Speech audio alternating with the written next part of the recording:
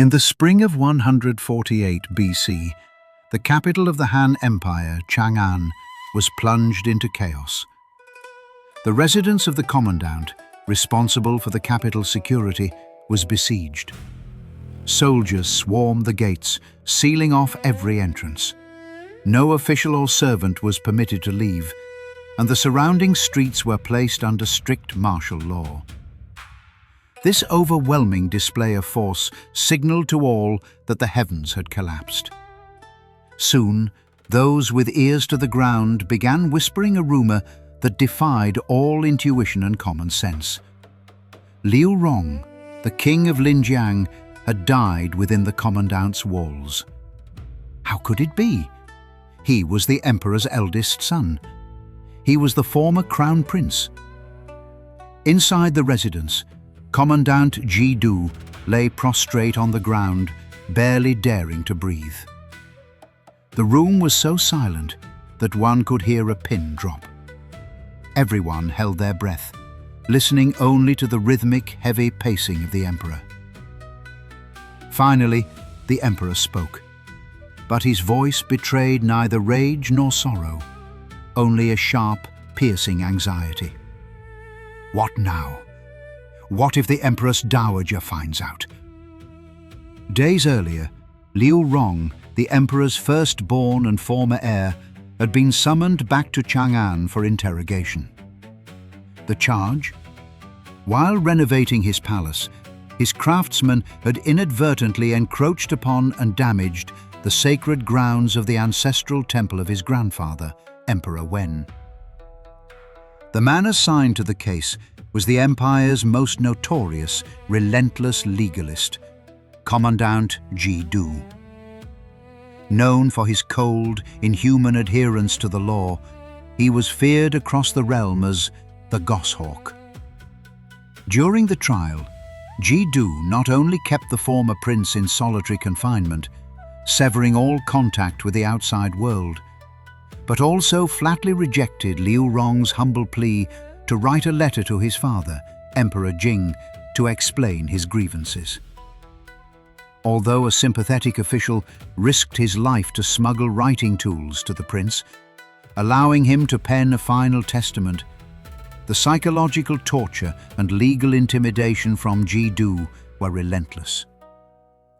Driven to utter despair, the young man, once a heartbeat away from the throne, chose to take his own life under the Goshawk's watchful eye before a verdict could even be reached. Yet, in a move that violated every political and moral norm of the era, Emperor Jing's first instinct upon hearing the news was not to punish the perpetrator, but to suppress the information. He lived in mortal shadow of the Empress Dowager. Who was she, and why did the master of the empire fear her so? According to folk legends and historical records, following Liu Rong's death, flocks of swallows gathered from all directions, circling his tomb and ancestral hall with mournful cries, as if nature itself were in mourning.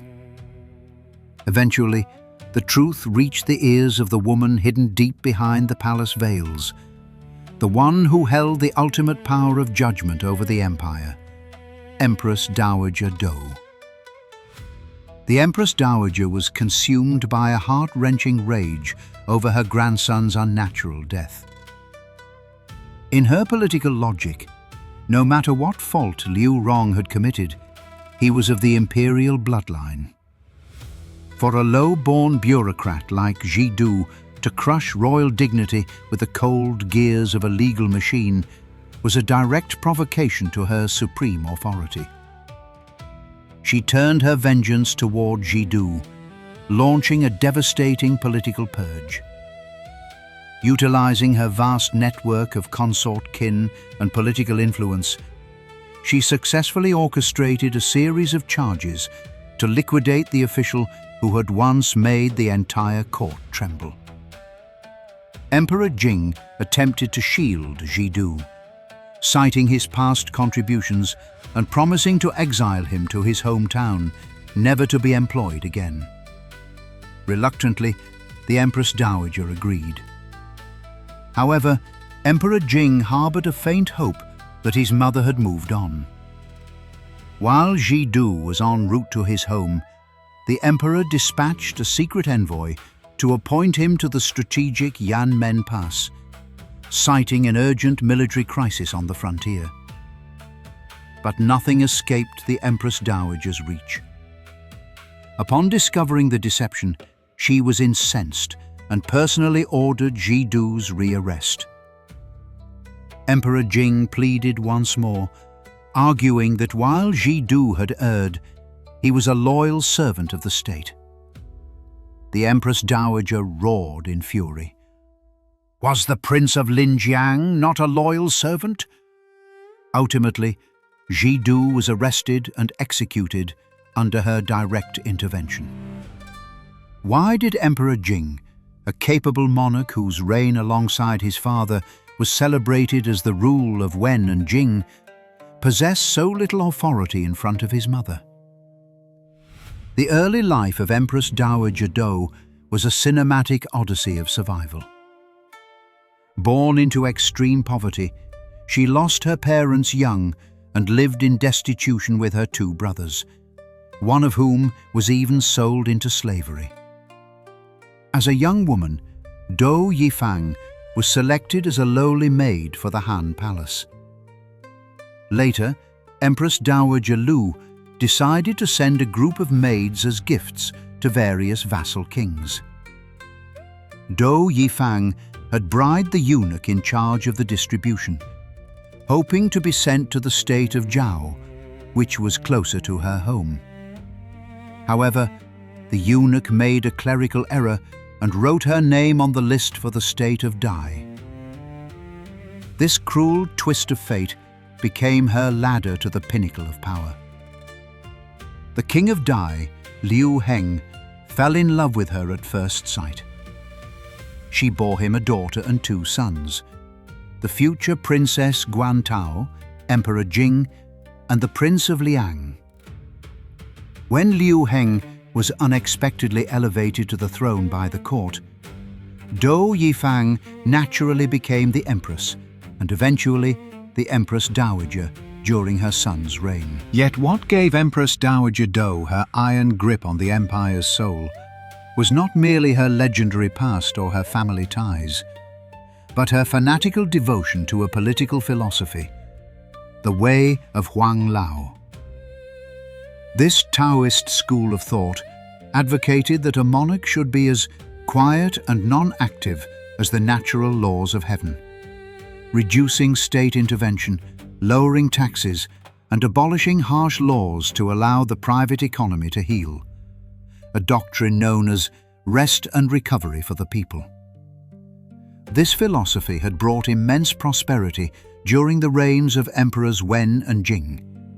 However, as the Han Empire grew stronger and its economy recovered, the way of Huang-Lao in the hands of Empress Dowager Dou had quietly mutated. It was no longer a recipe for governance. It had become an ideological shackle used to suppress political innovation and protect the vested interests of her powerful clan. A symbolic event that exposed this ideological dictatorship was the Boar Ordeal of the Confucian scholar Yuan Gu. Yuan Gu was a renowned scholar of the classic of poetry, known for his integrity and mastery of Confucian texts. One day, the Empress Dowager summoned him to the Weiyang Palace and arrogantly questioned him on his views regarding Lao Tzu and Taoist works. As a steadfast Confucian, Yuan Gu's reply stung her political faith and wounded her pride. Enraged, she ordered the frail, elderly scholar to be thrown into the royal pigpen in the Shanglin Park, forcing him to fight a ferocious wild boar with his bare hands. Emperor Jing was present. He knew his mother's fury meant death, but he also knew Yuan Gu was guilty of nothing more than plain speaking. Feeling pity, the emperor secretly slipped a sharp dagger to Yuan Gu before he was pushed into the pit. The moment the scholar fell, he relied on his survival instinct and that hidden blade to strike the boar directly in the heart. The beast collapsed instantly. Yuan Gu had narrowly escaped the jaws of death. Seeing this, the Empress Dowager remained filled with fire. But having no further excuse to harm him, she was forced to let the matter rest.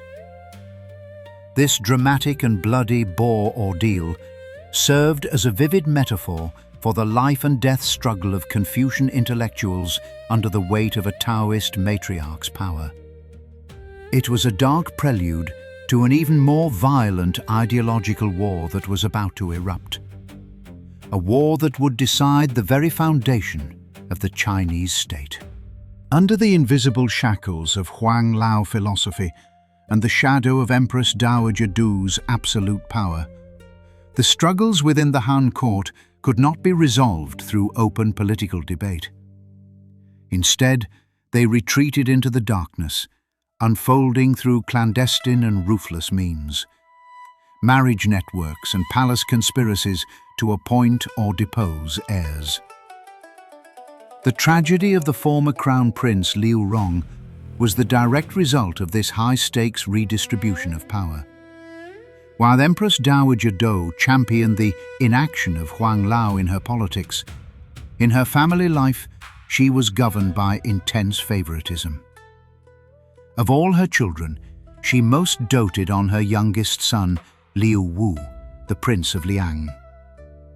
Having performed heroically in suppressing the rebellion of the Seven States, his domain of Liang was incredibly wealthy and militarily formidable. At a royal banquet, Emperor Jing, in a moment of drunken levity, said to his brother, "After my 10,000 years, I shall pass the throne to you."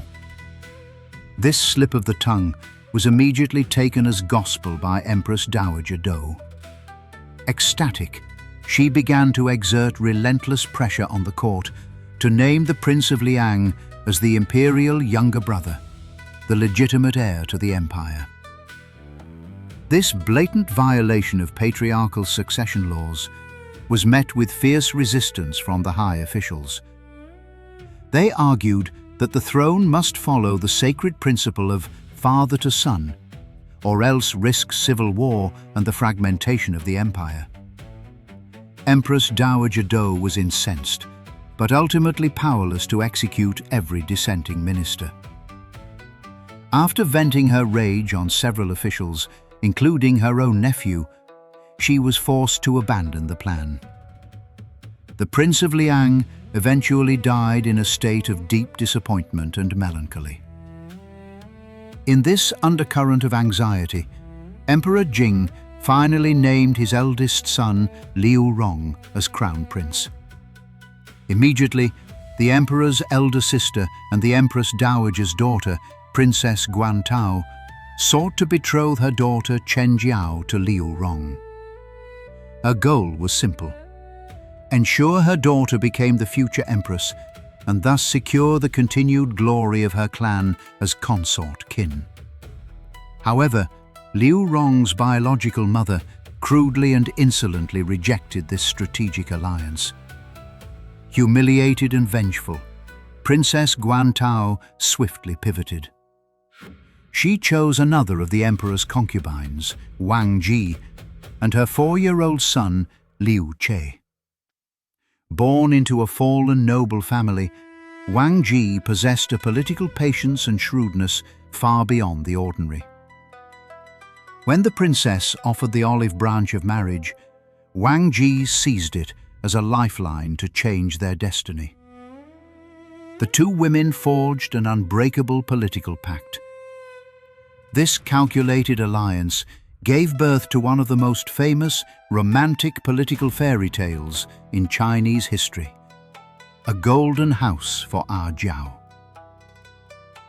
One day, Princess Guantao held the young Liu Che in her arms and, pointing to the palace maids, asked whom he wished to marry.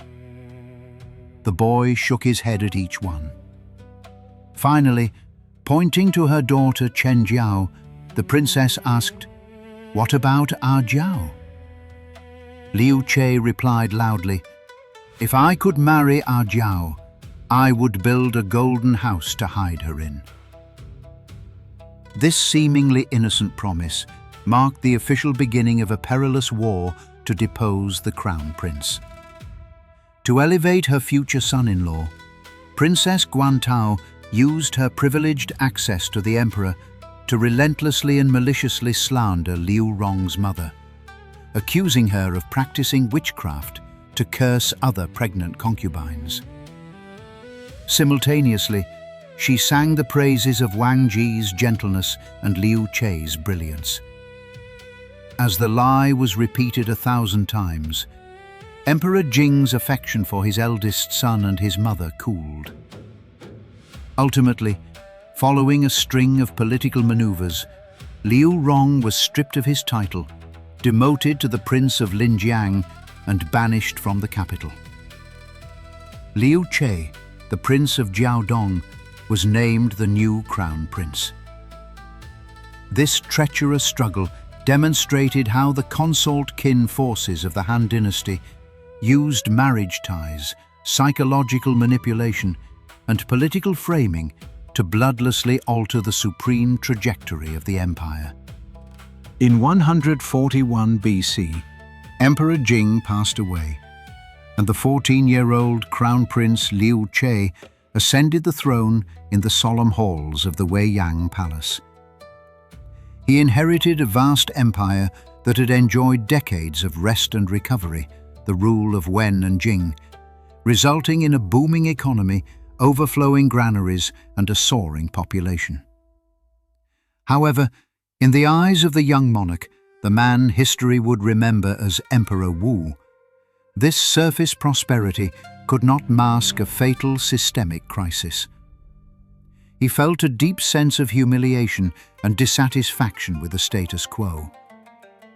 Externally, the empire had long suffered the incursions and insults of the Xiongnu, the powerful nomadic confederation to the north. Internally, though, Emperor Jing had weakened some principalities during the rebellion of the Seven States. The vast feudal kingdoms in the east and south remained semi-independent, possessing their own armies and tax revenues, a grave threat to centralized unity. The young Emperor Wu realized that the way of Huang-Lao, championed by his grandmother, a philosophy of retreat and governing through non-action, was now obsolete and ineffective against these existential threats. The empire required a new ideology, one that emphasized active intervention, grand unification, and the divine right of kings. Thus, the Confucian school, with its focus on strict hierarchy, moral education, and the absolute loyalty between subject and sovereign, was brought to the forefront by the young sovereign. In the second year of his reign, seeking to break the monopoly of the Huang-Lao conservatives over the bureaucracy, he issued an edict calling for local officials to recommend virtuous and upright scholars for central service. He personally presided over the imperial examination of hundreds of young scholars. In this political reform movement, known as the Jian Yuan New Deal, two Confucian scholars who had been students of the Boar slayer Yuan Gu became the vanguard of change. They not only introduced Confucian rituals to reshape the logic of government, but also presented the young emperor with two highly provocative and subversive proposals. First, they suggested building the Hall of Light, Ming Tang, in Chang'an, a structure symbolizing the highest Confucian political ideals and the legitimacy of the Zhou dynasty. Second, they advised the emperor to cease consulting the blind Grand Empress Dowager Dou on state affairs, thereby achieving true imperial independence. These proposals struck at the very heart of the power structure. The Hall of Light meant that Confucian orthodoxy would replace Huang-Lao as the state ritual. Stopping the consultations meant stripping the Empress Dowager of her role as the ultimate arbiter of the empire. But the Son of Heaven was too young. Before he could even begin to implement these changes, the Empress Dowager's counterattack arrived, swift, calculated, and chillingly cold. Utilizing her deep roots within the consort kin networks and conservative bureaucracy, she bypassed the normal legal procedures of the emperor and dispatched agents to manufacture evidence of crimes. In 139 BC, she ordered the arrest of the two leaders of the Jianyuan New Deal on severe charges of corruption and factionalism, throwing them into the death cells. Faced with his grandmother's sudden thunderous wrath, the 15-year-old Emperor Wu was plunged into terror and helplessness. He discovered to his despair that despite being the nominal supreme ruler, he did not command a single core guard unit, nor did he have high-ranking officials willing to stand for him. He was forced to submit in agony, watching helplessly as his most trusted ministers were tortured in dark cells until they committed suicide. The Jianyuan New Deal ended abruptly in blood and despair. Emperor Wu was forced to make a total surrender to his grandmother, abolishing the newly established Confucian rituals and retreating into his role as a puppet emperor. In the years that followed, having enraged the Grand Empress Dowager, his throne remained precarious. He relied solely on his aunt and mother-in-law, Princess Guantao, to beg for mercy and mediate on his behalf just to keep his crown. This bitter political defeat taught the young Emperor Wu a lesson he would never forget. In the face of absolute violent power, pure thought and high ideals are fragile. To push for a Confucian grand unification, he first had to master a machine of violence more terrifying than that of his grandmother. For 6 or 7 years following the crushing failure of the Jianyuan New Deal, Emperor Wu displayed a political patience and a genius for performance far beyond his years. To disarm the suspicions of Empress Dowager Dou and the conservative faction, he discarded his reformer's mask and donned the disguise of a hedonistic dandy. Historical records describe the once ambitious monarch as a chronic absentee. He frequently dressed in plain clothes, posing as a minor noble, and slipped out of the heavily guarded capital of Chang'an with a small retinue. He vanished into the mountains and countryside, losing himself in hunting and revelry, often staying overnight in the homes of commoners. In the eyes of the aging Huang-Lao traditionalists, this was a broken young man who had surrendered to despair and decadence. The epicenter of the emperor's revelry was the Shanglin Park, southwest of Chang'an. Originally a royal hunting ground left over from the first emperor of Qin, it had been scorched by the fires of Xiang Yu's war. Under Emperor Wu's secret direction, it was expanded into a massive military and cultural complex, stretching hundreds of miles with 12 gates and 36 detached palaces. Here, while the emperor appeared to be admiring exotic treasures like white elephants from South Asia, he was actually orchestrating a profound political gambit far from the eyes of the Empress Dowager's spies. The most critical function of the Shanglin Park was as a secret military training base. Having learned the bitter lesson of being toothless during his first reform, Emperor Wu used hunting and beast control as a pretext to recruit a private guard. He gathered commoner warriors, orphans of fallen soldiers, and lower-tier knights characterized by a fanatical loyalty to the crown. He formed them into the Qimen and Yulin Feather Forest Guards. This army bypassed the traditional military bureaucracy controlled by the consort kin. They answered to no tiger tally or general's command, offering a near religious devotion to the emperor alone. This elite force, forged in the dense forests of Shanglin, would eventually become the military backbone used to purge the inner court and launch the counter-offensive against the Xiongnu. Simultaneously, the Shanglin Park became a sanctuary for unconventional talent. No longer recruiting the serious Confucian masters who alarmed his grandmother, the emperor surrounded himself with brilliant, often eccentric men of letters. Among them were the grand poet Sima Xiangru and the witty, sharp-tongued court jester Dong Fang Shuo. While the emperor played the coiled dragon in the depths, a frenzied feast of consort kin power was unfolding within the halls of the Weiyang Palace. Tianfen, the emperor's maternal uncle, rose rapidly during this period.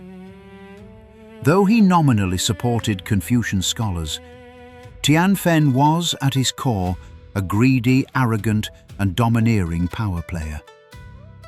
Exploiting his status as the imperial uncle, he built a vast faction, sold government offices, and lived in a state of opulence that frequently violated imperial protocol. His arrogance reached a point of criminal negligence regarding national safety. In 132 BC, a catastrophic breach of the Yellow River caused widespread flooding and devastation. When the court debated allocating funds to repair the dikes, Tianfen, serving as chancellor, vetoed the proposal. Because the flood had shifted the river's course away from his own wealthy estates, while drowning the lands of his political rivals, he callously declared the disaster to be heaven's will, letting the people suffer. The rise of Tianfen triggered a brutal struggle for dominance within the consort kin circles. His primary rival was Dou Ying, the former chancellor and representative of the late Empress Dowager Dou's clan. It was a vicious duel between two generations of imperial in-laws for the empire's resources. In this harrowing political showdown, Emperor Wu displayed the cold heart of a sovereign. On the surface, he seemed unable to restrain his uncle's aggression, allowing Tianfen to frame Dou Ying and have him publicly executed in the streets of Chang'an. In reality, the emperor was using Tianfen as a blade to sever the final political roots of the Dou family. At the same time, like a patient hunter, he was silently recording every instance of Tianfen's corruption and encroachment on imperial power, compiling a blacklist for the day he would eventually liquidate all consort kin interference. The hidden dragon was waiting for the historic moment that would decide the fate of the empire. In 135 BC, the pivotal moment arrived. After a long and iron-fisted political career, the blind Grand Empress Dowager Dou passed away in the Changel Palace. As the fiercest defender of Huang-Lao and the ultimate umbrella for conservative forces closed her eyes, the heavy political shackles that had bound Emperor Wu for 6 years finally shattered. The political atmosphere within the Weiyang Palace changed overnight. Although Empress Dowager Wang Ji and the powerful Chancellor Tianfen initially tried to maintain their influence, they quickly realized they lacked the historical gravitas and moral authority that the elder Dou had used to suppress the crown. Emperor Wu stepped from the shadows with dizzying speed. He used his Feather Forest Guard to seize control of Chang'an's security and launched a lightning-fast purge of the bureaucracy. The aging Huang-Lao ministers, who could only preach inaction, were systematically dismissed, clearing the final obstacles for his vision of a grand unification. However, destruction was only half the battle. Construction was the key to the empire's longevity. Emperor Wu knew that violence and edicts alone could not secure the crown's legitimacy or solve the problem of semi-independent feudal lords. He needed a perfect, self-consistent ideological system to reconstruct the empire's spiritual world. At this crossroads, the Confucian master Dong Zhongshu stepped onto the center of the historical stage. Around 134 BC, Emperor Wu issued a new call for scholars. Dong Zhongshu sensed the emperor's desperate hunger for centralized power and the sacralization of the throne. In his famous 3 Responses to Heaven and Mankind, he presented a political framework of sheer genius. He did not merely repeat the moralizing of original Confucianism. He performed a radical ideological transformation. He fused the yin-yang and 5 elements theories and cosmological theories of the Warring States period with traditional Confucian ethics, creating a synthesis that was almost theological in nature. The pillars of Dong Zhongshu's system were the interaction between heaven and mankind and the divine right of kings. He proposed that the universe was an organic whole, governed by heaven, a supreme, willful, moral and natural sovereign. The emperor, as the son of heaven, was no mere mortal, but heaven's sole agent on earth. His right to rule came directly from the divine. In turn, heaven would use natural phenomena, omens of prosperity, like the appearance of a white Yulin, or disasters, like eclipses, earthquakes or locusts, as signs to praise or warn the monarch. This theory was the pinnacle of political statecraft. Superficially, it placed a moral restraint on the emperor, satisfying the Confucian ideal of a king who feared heaven and practiced benevolence. In practice, however, it granted Emperor Wu absolute, untouchable dictatorial power. In Dong Zhongshu's system, only the emperor possessed the legitimacy to interpret the will of heaven. Any defiance of the emperor was no longer just a legal crime. It was an act of cosmic sacrilege. Furthermore, to stabilize the social order, Dong Zhongshu universalized Confucian ethics into the 3 fundamental bonds. The subject must serve the sovereign, the son must serve the father, and the wife must serve the husband. He argued that just as yang must dominate in the universe, these hierarchies were direct manifestations of natural law. This created a rigid, top-down chain of loyalty, locking every subject into their designated social rank. Emperor Wu was enthralled by a theory that so perfectly justified absolute autocracy while maintaining social stability. He swiftly transformed it into national policy. Under Dong Zhongshu's advocacy, the emperor issued the decree that changed the course of Chinese history: the proscription of the 100 schools and the supremacy of Confucianism. Legalism, Taoism, Mohism, and other vibrant philosophies were officially purged from the state educational system and the civil service examinations. The Confucian classics, the odes, documents, rites, changes, and spring and autumn annals, became the sole stepping stone into the imperial bureaucracy. To ensure this ideological unity survived, Emperor Wu established the 5 classics doctors in 136 BC and later founded the Taishui, the Imperial Academy in Chang'an, the first national university in Chinese history. The academy recruited talented commoners from across the empire, teaching them the classics and appointing those who passed the exams to government posts. This innovation broke the hereditary monopoly of the old aristocracy and consort kin, ensuring a degree of social mobility while flooding the empire's administrative veins with Confucian loyalists. Confucianism had become more than a philosophy.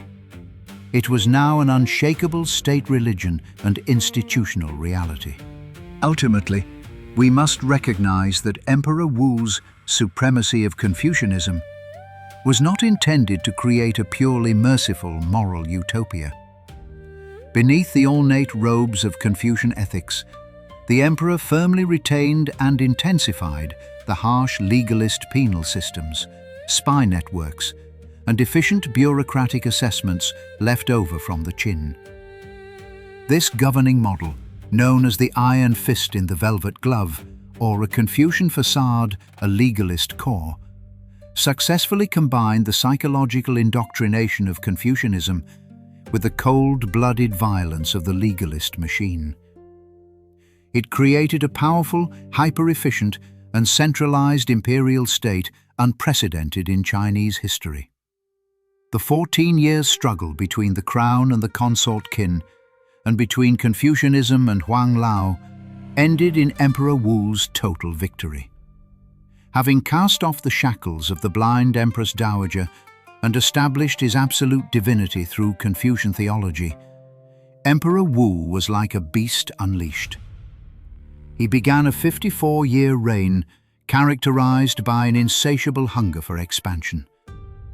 This tenure was so long that it would not be surpassed for another 1,800 years until the Kangxi Emperor of the Qing Dynasty, marking one of the most enduring personal dictatorships in the ancient world.